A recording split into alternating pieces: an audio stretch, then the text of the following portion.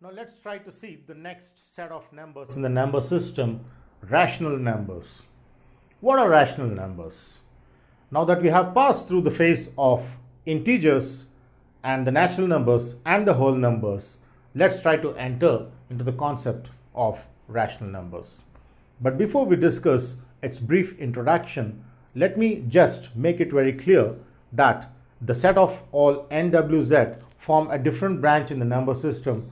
This forms a special branch in the number system because this accepts fractions and decimals, whereas N, W and Z do not accept the fractions or the decimal representations. So let's see in brief the definition of a rational number. A rational number is denoted by capital Q, and it is defined in the set form as all the numbers which can be written in the form P by Q such that P and Q are integers. The condition being that the numerator and the denominator must be integers in the fraction form P by Q, and most importantly, the Q should not be equal to 0. The denominator should not be equal to 0 is how we understand the set of rational numbers. So whenever we think of rational numbers, we think of this common formula Q, which stands for the set of rational numbers. Let's see more in brief on how we define a number to be a rational number based on this set notation. Let's try with an example problem. For example, I have 7/3 and I wanted to just justify on whether this number is a rational number or not a rational number. So clearly I try to classify initially in the form P by Q, where my P is 7 and my Q is 3. So I pick the P, which is 7, and I pick the Q. So P is equal to 7 and Q is equal to 3 are just justified through these two conditions. Now clearly I see that P and Q must be integers for the number written in the P by Q form to be a rational number. So this acts as the rule 1 and this acts as the rule 2 to identify for a number to be a rational number. Rule 1 clearly states my P is 7 and Q is 3 in this example problem 7/3, and clearly P and Q, which are 7 and 3, are integers, which we have discussed in the previous session. So therefore P and Q are integers is the first test which this passes out here. Secondly, the rule 2 being Q. So let's see what is Q here. Q is 3 and we know that the number 3 can never be equal to 0, and therefore Q is not equal to 0, and this number also passes the test number 2.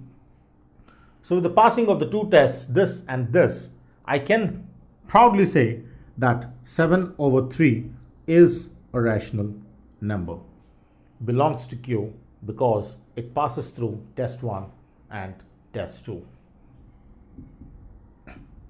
Test 1 and test 2, and therefore 7/3 is a rational number. Let's try with one more example problem. Say for example, I have the question is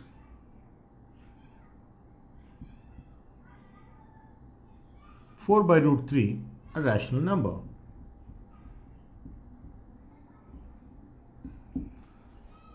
So in order that I identify for this to be a rational number, I have to pass through the two tests, test 1 and test 2.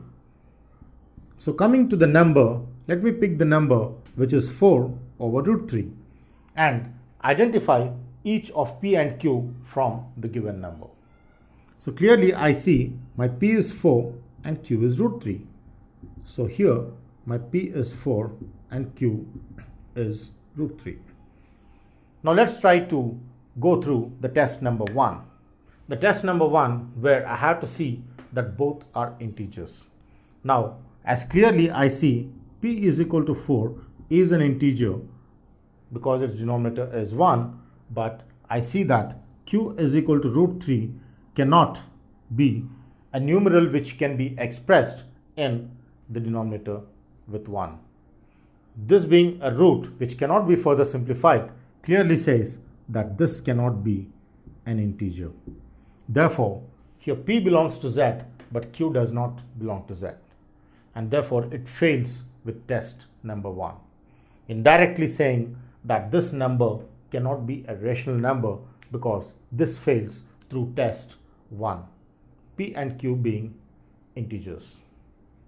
Therefore, does not belong to a rational number. It belongs to Q. Let's take one abnormal example through which we understand the rational numbers. Now my question here is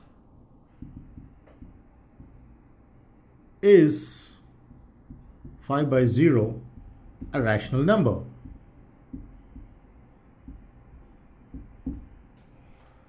So let's see how we can justify this through the test number 1 and the test number 2. Now clearly I see that the number 5 over 0 in the given question should be classified into P and Q, where I identify the P being the numerator, which is 5, and the Q being the denominator, which is 0, as compared to the given set. Now clearly, going through the test number 1, I see that the P and Q are integers, which is an essential factor in test 1. Next, I identify the number Q, which is 0, and this also belongs to Z. So it definitely passes the test number 1, where P is 5, which belongs to Z, and Q is 0, which belongs to Z. Now let's see the test number 2, which also needs to be passed before we justify 5 by 0 to be a rational number or not a rational number. So coming to P and Q, the test number 2, which says Q should not be equal to 0, but I clearly have Q equal to 0, and therefore this fails through the test number 2. This fails test number 2, and therefore it cannot be a rational number. Therefore 5 over 0 or any number denoted with the denominator being 0 cannot be a rational number, because 1 by 0 is undefined, which is infinity. Is how we understand the property. And therefore 5 by 0 is undefined, which tends to infinity, and it is not a rational number. Decided through the test number 1 and test number 2. Now let's take an example of a fraction which involves the roots to understand the rational numbers more deeply. For example, I have a number root 4 over root 9, which I have to decide on this being a rational number or not a rational number. So my question here is root 4 over root 9 a rational number?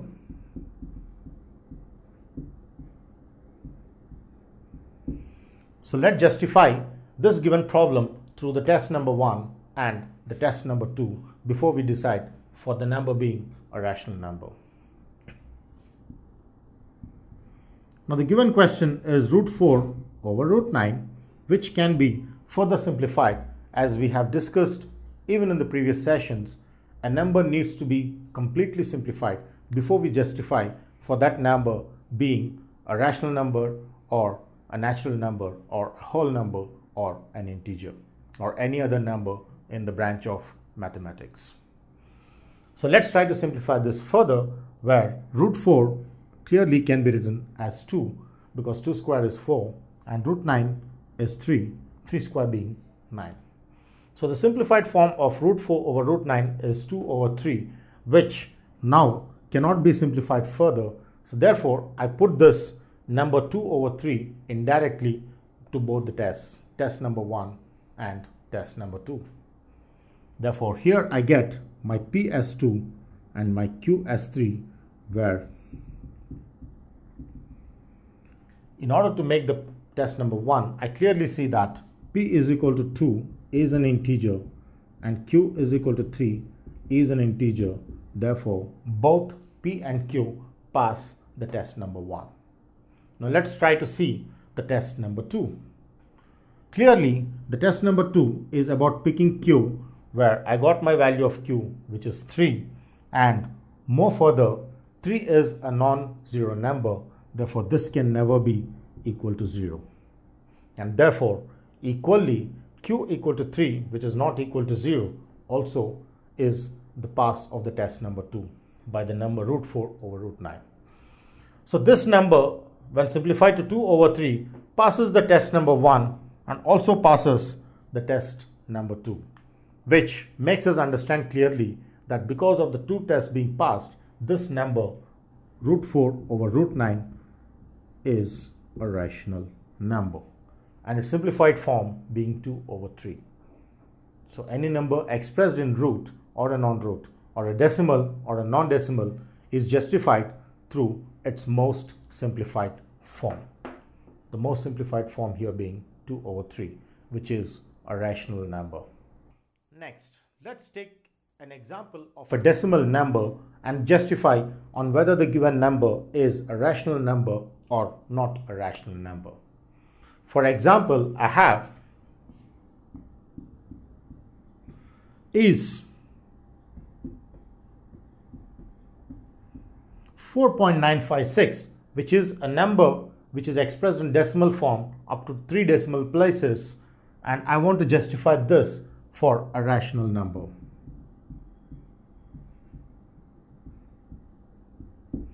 So my question here is 4.956 a rational number?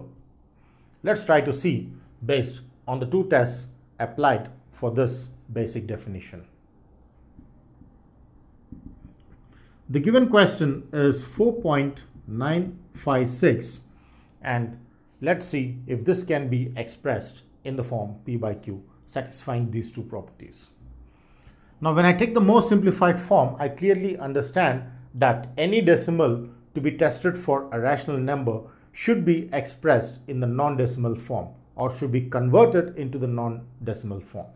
Therefore, 4.956, when it converts to the non-decimal place, it has its 3 zeros, which makes added to the denominator, so that this decimal 4.956 can be expressed as 4956 by 1000, the 3 zeros being counted on 1, 2 and 3 decimal places.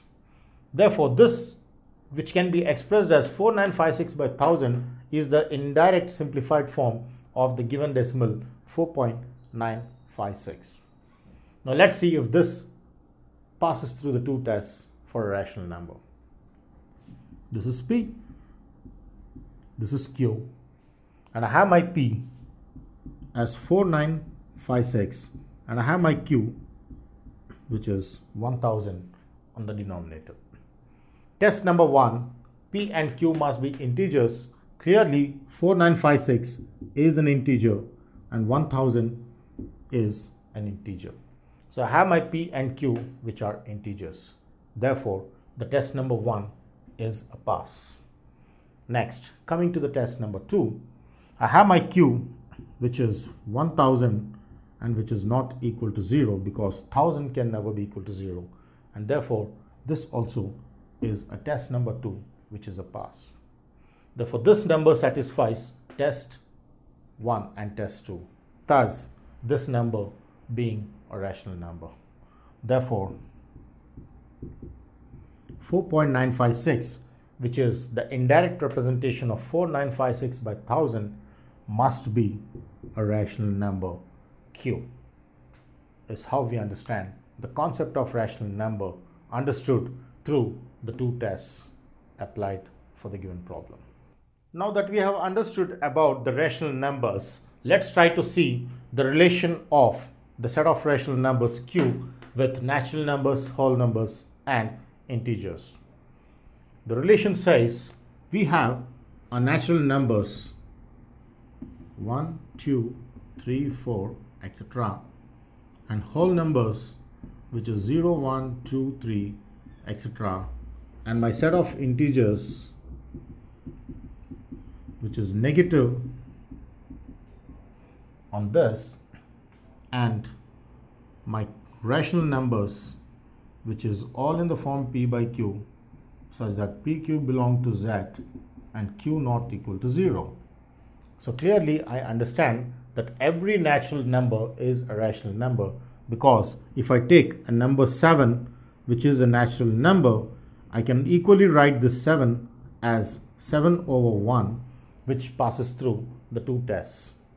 That is, this being p and this being q, my p is 7 and q is 7, q is 1, and both belong, 7 and 1 belong to z, set of integers, and therefore it passes the test number 1 for q, and 1, which is the denominator, is not equal to 0. Therefore every natural number 7 belonging to n can also be expressed in p by q form, that is 7 by 1, and it becomes a rational number. Therefore 7 belongs to n and 7 also belongs to q. Therefore I can say all natural numbers are part of the rational numbers, all integers are the part of rational numbers, and all whole numbers are part of the rational numbers. Is how we understand the concept of natural numbers, whole numbers, integers, and q. Is how we get the relation between n, w, z, and q, these three being part of q. Q is bigger than n, w, and z. If you like this video, please give a thumbs up. Please subscribe to our channel to get more videos on CBSE syllabus.